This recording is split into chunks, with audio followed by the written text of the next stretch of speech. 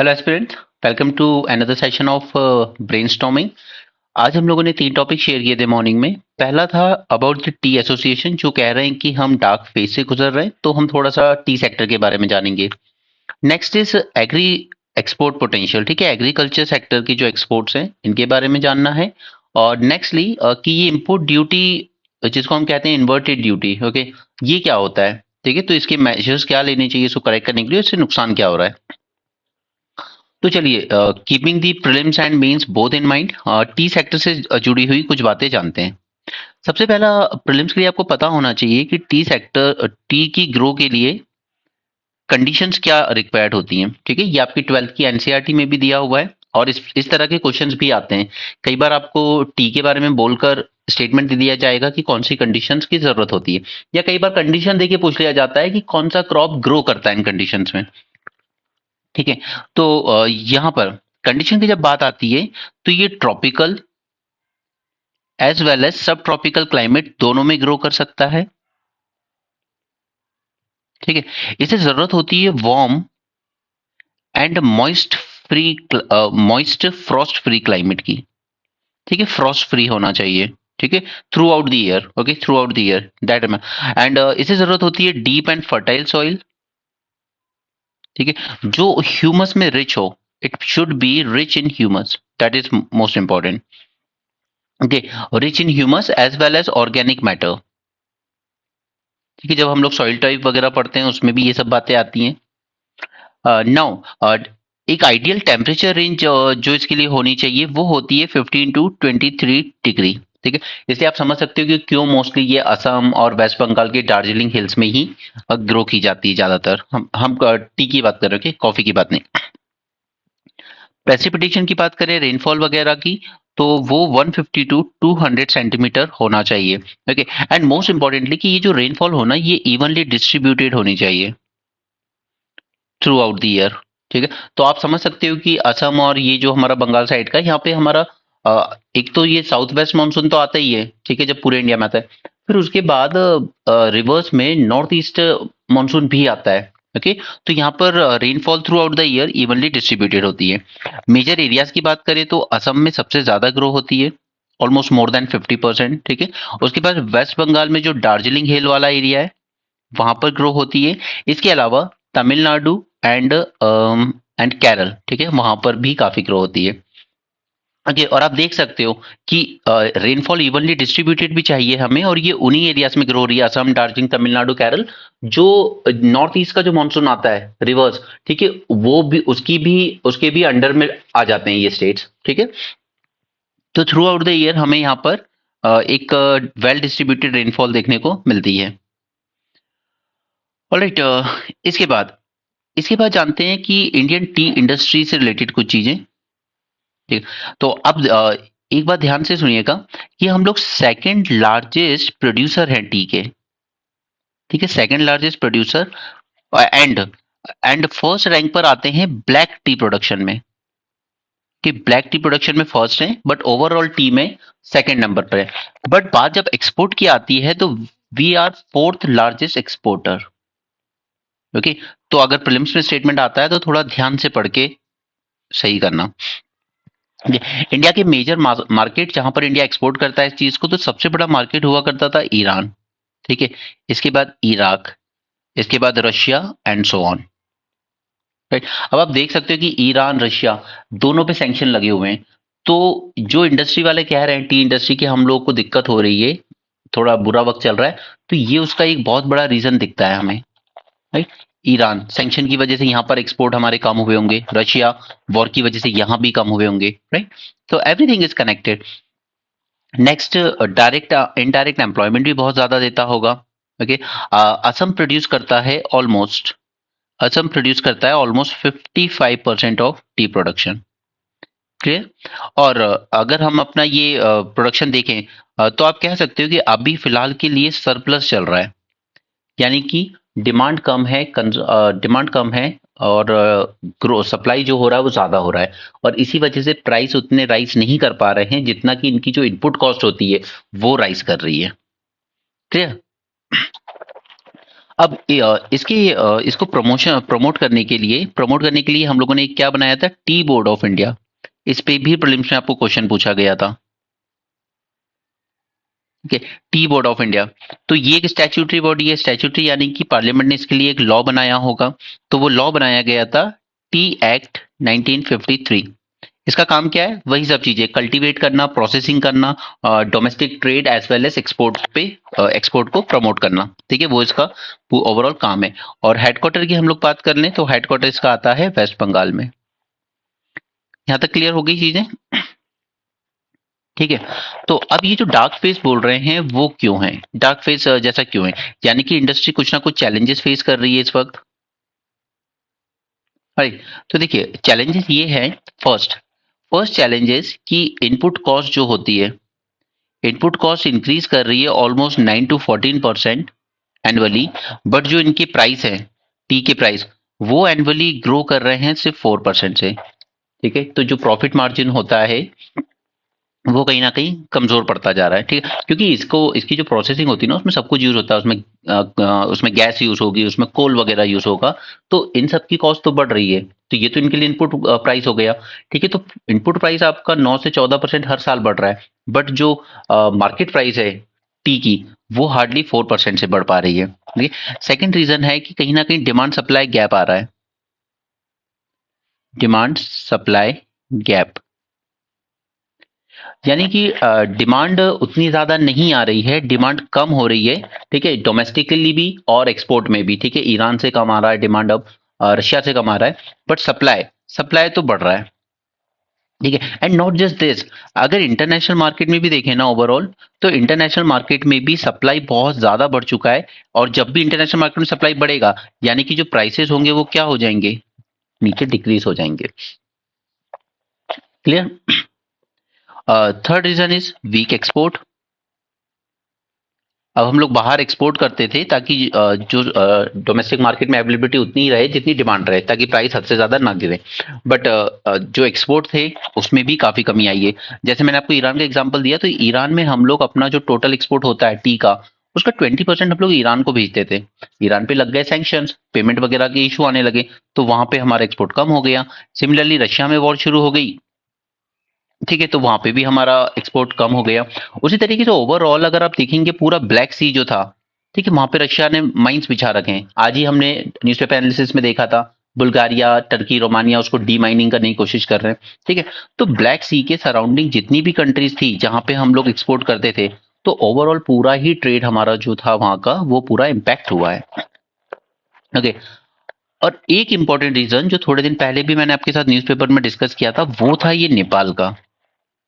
ये लोग क्या करते हैं कि हमारे यहाँ का ये जो टी है, दार्जिलिंग एरिया वाला स्पेशल, इसकी डिमांड बहुत है बाहर। ठीक है, क्वालिटी अच्छी होती है। बट यहाँ पर नेपाल ने क्या किया है, इसकी ओपन बॉर्डर की वजह से इन लोगों ने सब स्टैंडर्ड टी को लाके हमारे यहाँ मिक्स कर दिया है। ठीक है, सब standard T from Nepal. Okay, ये कहीं ना कहीं हमारी जो ब्रांडेड टी है उसके साथ मिक्स करके बेची जा रही है। इस तरीके से जो क्वालिटी इशू था या जो हमारी ब्रांड इमेज थी, उसमें जरूर थोड़ा सा प्रॉब्लम आया है उस वजह से। ओके, इसके अलावा और फैक्टर्स क्या होते हैं? देखिए, एक सबसे बड़ा फैक्टर है, अगर हम डोमेस्टिक लेवल पर देखें अपने, तो वो सबसे बड़ा है कि जो मार्केट पावर है ना, मार्केट पावर वो कंसंट्रेटेड है कुछ ही हाथों में। Market power concentrated in hands of few. ठीक है, दो तीन ही बड़े ब्रांड्स हैं बस। ठीक है, तो यहाँ पर जो बेचारे फार्मर्स ग्रो कर रहे हैं टी लीव्स वगैरह को, उनके पास खरीदार जो आते हैं वो वही दो तीन बड़ी बड़ी कंपनियां हैं, बस उन्हीं का। तो जो प्राइस उन्होंने ऑफर कर दिया वो लेना पड़ता है। ठीक है, तो ये जो कंट्रोल है ना, जिसको आप कह सकते हो कार्टेलाइजेशन, कार्टेलाइजेशन क्या होता है कि मार्केट में दो या तीन ही प्लेयर हैं। ठीक है, तो आपको बेचना ही पड़ेगा मजबूरी में उनको। Right, that is the problem. Okay, तो ये हमने कुछ चार पांच प्रॉब्लम जान ली। ऐसा नहीं है कि इसमें और हम लोग और चीजें इंक्लूड नहीं कर सकते, हम कर सकते हैं बिल्कुल। ठीक है, लेकिन यहाँ पे पर्पस वही है कि हम लोग जितना न्यूज़पेपर वगैरह में देख रहे हैं ओवरऑल, उस चीज को ही हम प्रोसेस करना सीखें अपने ब्रेन में। Okay, it is more sort of आपकी एक प्रैक्टिस करवाना, rather than giving you any sort of notes और समथिंग। ठीक है, जस्ट ऐसे पॉइंट्स मोस्टली यूज करना जो एकदम कॉमन सेंस से आप आंसर कर सको। नेक्स्ट, क्या गवर्नमेंट इसमें कुछ मदद कर सकती है? कोशिश तो कर रही है, ठीक है, बट हालात थोड़े बुरे ही हैं इस इंडस्ट्री के, क्योंकि टी अगर आपको प्रॉफिटेबल करना है तो वो मोस्टली एक्सपोर्ट मार्केट से ही आ सकता है, वो डोमेस्टिक मार्केट से नहीं होगा। एनीवे anyway, अब देखिए यहाँ पर जो टी बोर्ड था, टी बोर्ड ने कहा कि चलिए देखिए अभी हम इसमें अगर कुछ नहीं कर सकते तो एटलीस्ट हम लोग आपकी जो लाइवलीहुड है उसको इम्प्रूव करने के लिए कोशिश कर सकते हैं।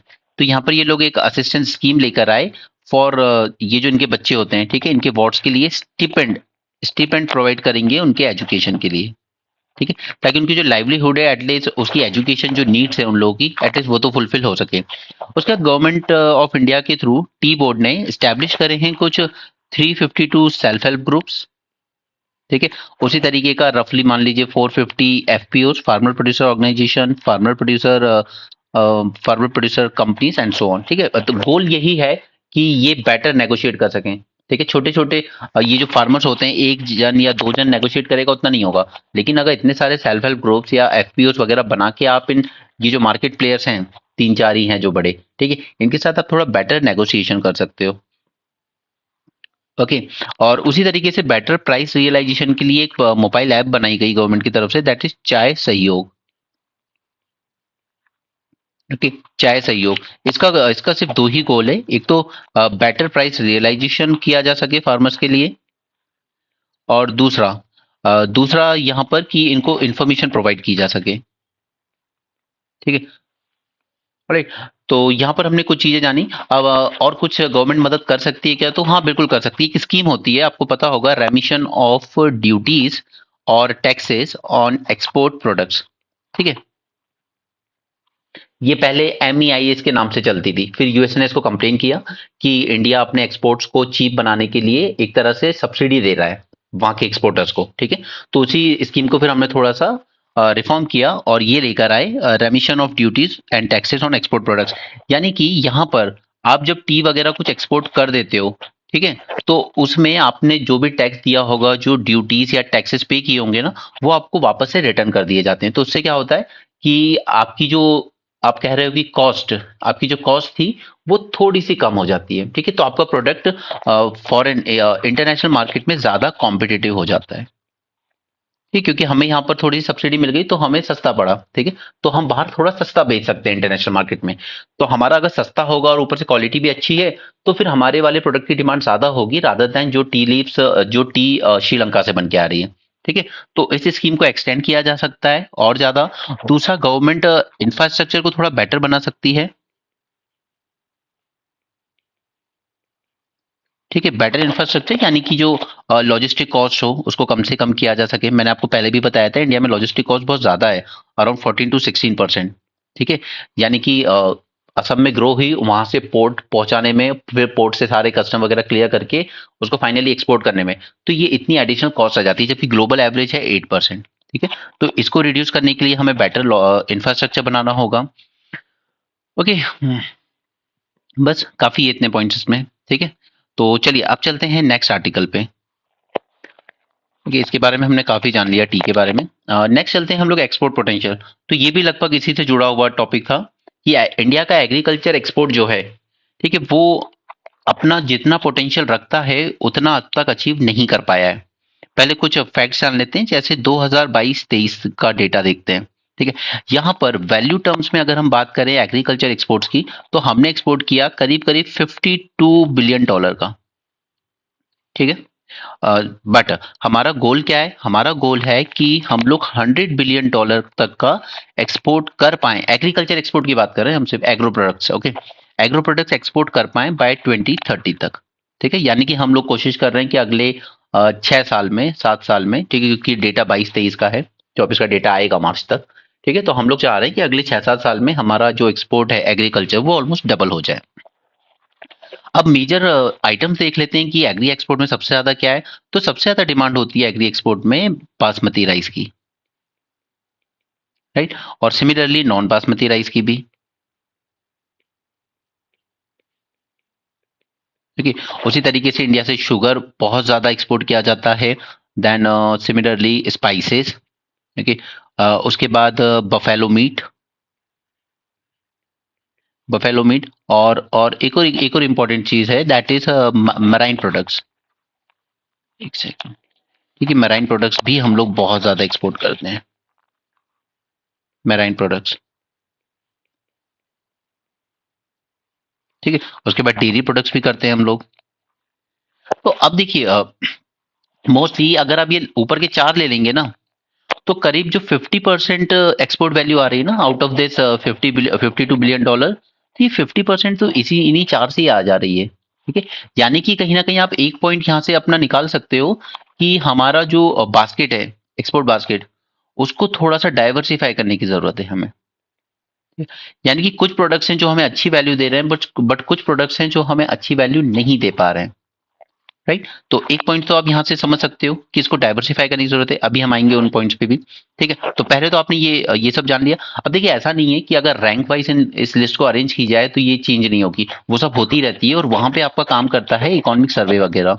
ठीक है, वो आपको लेटेस्ट अपडेटेड डेटा देता है कि कौन सा प्रोडक्ट्स किस रैंक पर रहा एक्सपोर्ट में। ठीक है, तो वो सब हम वहां से अपडेट करेंगे, बट अभी हमें से ओवरऑल जानना है कि मोस्टली हम लोग क्या सब एक्सपोर्ट करते हैं। फिर टी कॉफी वगैरह भी उसी में आ जाता है। ठीक है, तो अब बात ये आती है कि यहाँ पर हम लोग चैलेंजेस क्या फेस कर रहे हैं। ठीक है, व्हाट आर दी चैलेंजेस।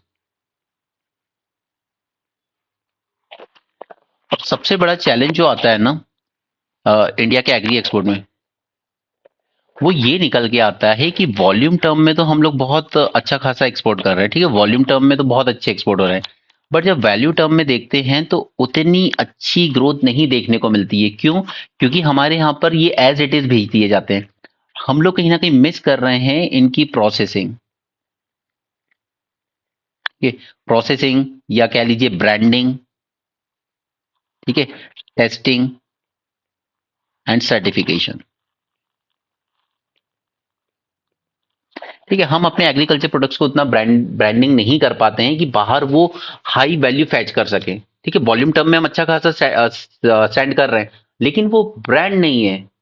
ठीक है, हमारे यहाँ से कपड़ा बन के जाएगा, ये जो सरोजनी मार्केट वगैरह से जाता है दिल्ली से, 300 रुपए 500 रुपए में। ठीक है, वो वहां जाकर कोई ब्रांड उसको परचेज करके अपने शोरूम में लगा देगा, एंड कॉस्ट कई गुना बढ़ जाती है। ठीक है, उसी तरह से एग्रीकल्चर एक्सपोर्ट में हम लोग एकदम ऐसा कैसे रॉ फॉर्म में भेज देते हैं। ठीक है, उसकी ब्रांडिंग नहीं कर पा रहे। क्यों? क्योंकि हमारे पास टेस्टिंग लेबोरेटरीज की कमी है, जो उसकी क्वालिटी को अच्छे से टेस्ट करके वहां पे लिख सके, देखिए इसमें ये चीजें अच्छी है, बेनिफिट्स हैं। और सर्टिफिकेशन, तो सर्टिफिकेट इसको दिया जाए उतना कि हाँ ये प्योरली ऑर्गेनिक है। ठीक है, तो आप जैसे एग्जांपल लीजिए आप अल्फोंसो मैंगो का। ठीक है, रिजेक्ट हो जाता है यूरोप में जाके, कहते हैं कि इसमें पेस्टिसाइड कंटेंट आपका बहुत ज्यादा यूज हुआ है। ठीक है, तो कहीं ना कहीं सिर्फ वॉल्यूम टर्म पे फोकस करने से नहीं होगा, हमें वैल्यू टर्म में फोकस करने की जरूरत है, और वो सब आएगा इन चारों चीजों को करने से। क्लियर? इसके बाद अ, अब ये प्रोसेसिंग क्यों नहीं कर पाते हम लोग? क्योंकि हमारे पास जो कोल्ड चेन इंफ्रास्ट्रक्चर है वो नहीं है प्रॉपर।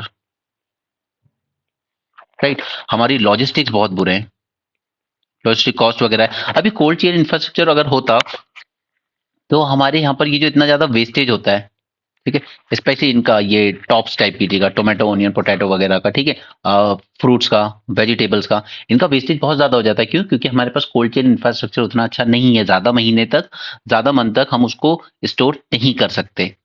ऑलराइट, उसके बाद कुछ स्ट्रक्चरल इश्यूज में आ जाता है, जैसे स्ट्रक्चरल इश्यूज।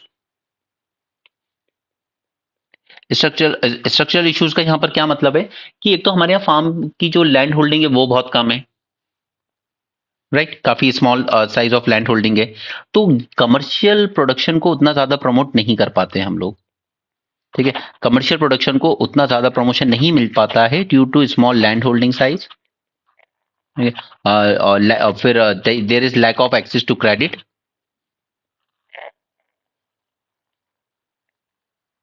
अब अगर आप एनसीआर में हरियाणा के आसपास के फार्मर को देखेंगे ना, वो लोग बहुत अच्छे अच्छे फ्रूट वेजिटेबल्स ग्रो करते हैं, जो बहुत हाई वैल्यू फैच करते हैं। इवन दिल्ली के मार्केट में बहुत अच्छी वैल्यू मिल जाती है उनको।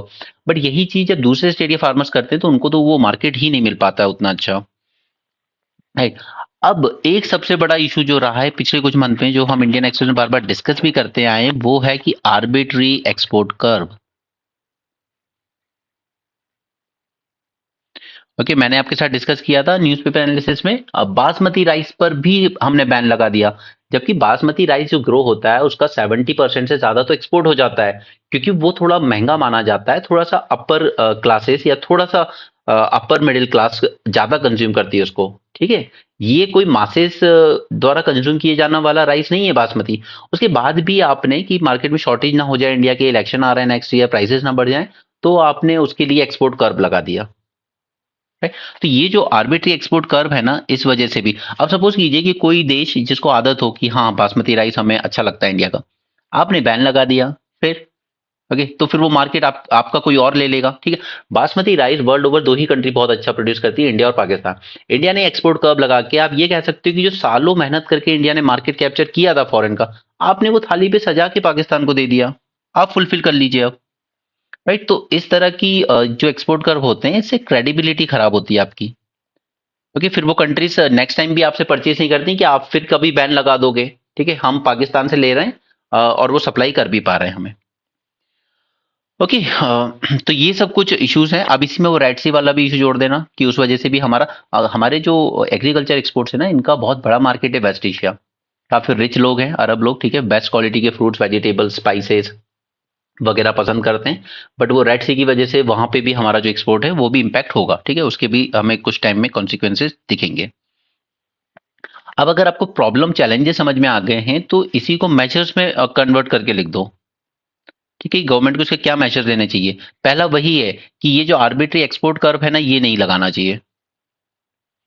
राइट, जस्ट बिकॉज आपको अपने यहाँ पे फूड इन्फ्लेशन का कंट्रोल करना है, इन्फ्लेशन को, तो ये आर्बिट्री जो एक्सपोर्ट्स लगा देते हो आप कर्व, ओके, इसको इसको अवॉइड करने की जरूरत है फर्स्ट तो। ठीक है, देयर शुड बी ये पॉलिसी कंसिस्टेंसी।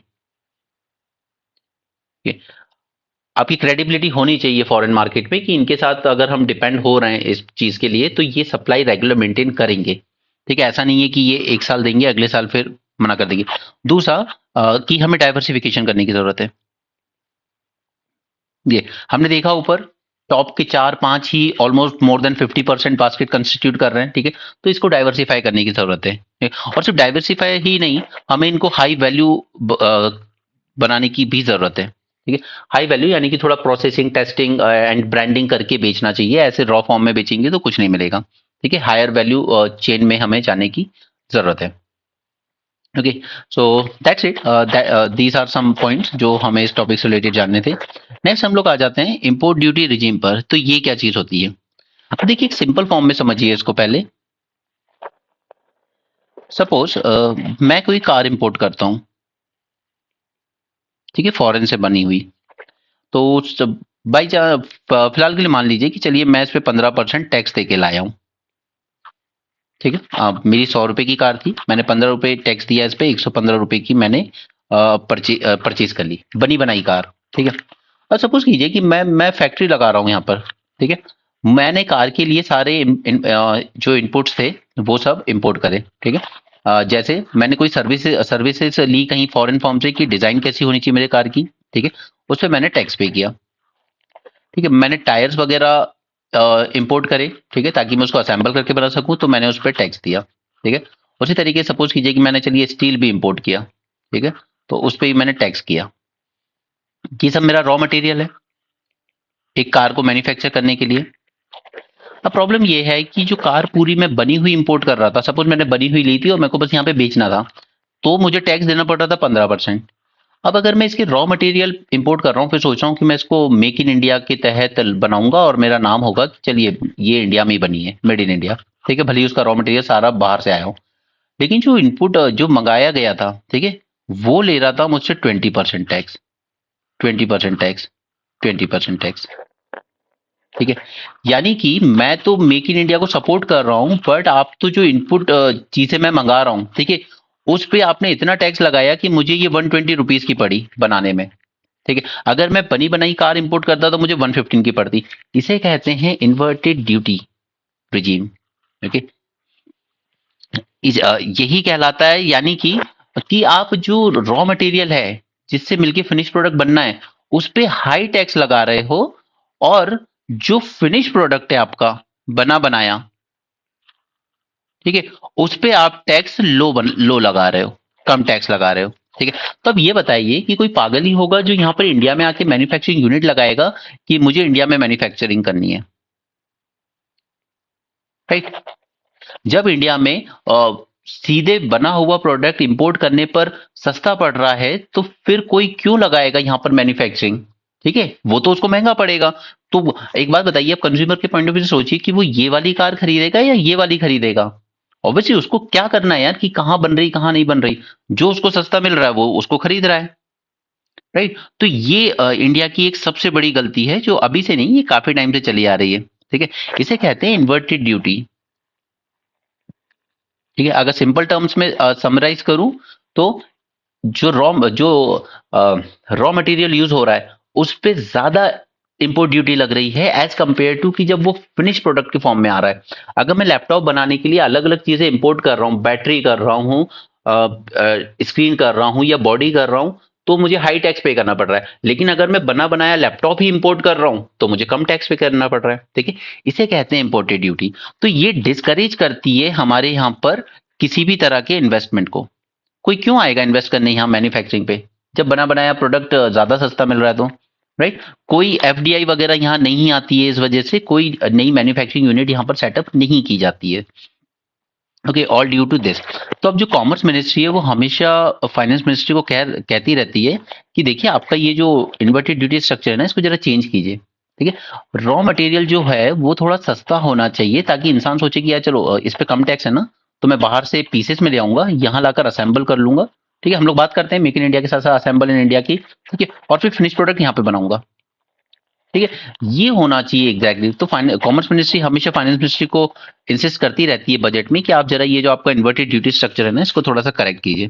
ठीक है, इनपुट्स को अगर आप हाई टैक्स लगा रहे हो इनपुट्स पे, ठीक है, और फिनिश प्रोडक्ट्स पे कम लगा रहे हो, तो ये तो शेयर आप और इम्पोर्ट डिपेंडेंसी बढ़ा रहे हो उससे कंट्री की। ठीक है, इससे कंट्री और ज्यादा इम्पोर्ट डिपेंडेंट हो जाएगी कि फिनिश प्रोडक्ट सस्ता है तो डायरेक्ट ही खरीद लो बाहर से, यहाँ क्यों बनाना। ठीक है, तो इम्पोर्ट डिपेंडेंसी इसमें इंक्रीज हो जाती है उल्टा हमारी। क्लियर। अब देखिए तो अब इसके कॉन्सिक्वेंसेस क्या होंगे, इसे इसके इम्पैक्ट्स क्या होंगे। तो सबसे बड़ा इम्पैक्ट तो होगा कि जो हमारे यहाँ के डोमेस्टिक मैन्युफैक्चरर्स हैं, ठीक है, सपोज कोई इंडियन ही कंपनी है, फॉरेन इन्वेस्टमेंट छोड़ दो चलो, इनपुट का जो हमारी खुद की कंपनी है जो कुछ प्रोडक्ट बना रही है, उसके लिए क्या होगा, कॉस्ट ऑफ प्रोडक्शन बढ़ गया। क्योंकि सरकार ने जो इनपुट यूज कर रहा हूं मैं अपने प्रोडक्ट बनाने में उसकी ही टैक्सेस बढ़ा दिए। तो पहली बात तो कि मेरा कॉस्ट ऑफ प्रोडक्शन बढ़ गया, यानी कि मेरे यहाँ की चीजें महंगी हो गई, तो वो मार्केट में कॉम्पीट नहीं कर पाएंगी। ठीक है, तो कॉम्पिटिटिवनेस कम हो जाती है हमारी। Right, this is one. दूसरा कि आपका ग्लोबल परसेप्शन जो होता है वो नेगेटिव हो जाता है। ग्लोबल परसेप्शन नेगेटिव, बाय, क्योंकि जिसने आपकी कंट्री में इन्वेस्ट किया होगा उसको तो लॉस हो गया ना। अब उसे यहाँ मैन्युफैक्चरिंग यूनिट लगाई, इससे तो अच्छा होता है वो कि वो कहीं और से लाके सीधे फिनिश प्रोडक्ट ही भेज देता अपनी कंट्री से। ठीक है, सपोज चाइना में भी उसकी मैन्युफैक्चरिंग है तो वहां से फिनिश प्रोडक्ट ही भेज देता। फिर उसने इंडिया में आके क्यों एफडीआई यहाँ पर लेकर आया, इन्वेस्ट किया और ये सब। ठीक है, तो आपका एक तो ग्लोबल परसेप्शन, ग्लोबल लेवल पर आपकी इमेज खराब होती है कि यहाँ पे तो उल्टा चलता है, इनपुट पे ज्यादा टैक्स लगता है और फिनिश प्रोडक्ट पे कम लगता है। तीसरा कि ग्लोबल इंटीग्रेशन नहीं हो पाता हमारा,